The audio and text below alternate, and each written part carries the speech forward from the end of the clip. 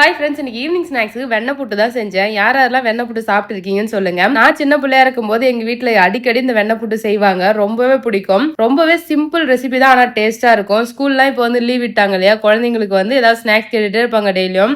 அப்போ இதை வந்து பார்த்தீங்கன்னா செஞ்சு கொடுக்கலாம்.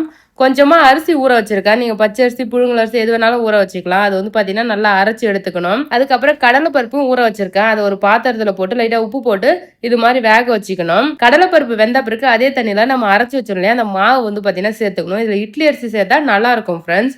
ஸோ மாவு சேர்த்து நல்லா வந்து பார்த்தீங்கன்னா கிண்டி விட்டுனா அது அழகாக கட்டியாகி வந்துடும். சூப்பராக வந்து பார்த்தீங்கன்னா இருக்கும் ஃப்ரெண்ட்ஸ். இது எனக்கு ரொம்பவே பிடிக்கும். எங்கள் ஊரில் இது வெண்ணெய் புட்டுன்னு சொல்லுவாங்க, ஆனால் இதில் வெண்ணெய்லாம் எதுவுமே சேர்க்க மாட்டாங்க. உங்கள் ஊர் பக்கம் இதோட பேர் என்னன்னு சொல்லிட்டு கமெண்ட் பண்ணுங்க. நல்லா அந்த அரிசி மாவு வெந்த பிறகு இதில் வெல்லம் சேர்த்துக்கணும். சேர்த்து நல்லா மிக்ஸ் பண்ணிட்டு ஃபைனலாக ஏலக்காவும் தேங்காய் துருவலும் போட்டு சூப்பராக மிக்ஸ் பண்ணி இறக்கினா வெண்ணெய் புட்டு ரெடி ஆகிடும். இது சூடாக இருக்கும் போதே சின்ன சின்ன பாத்திரத்துக்கு ஊற்றி வச்சிருவாங்க.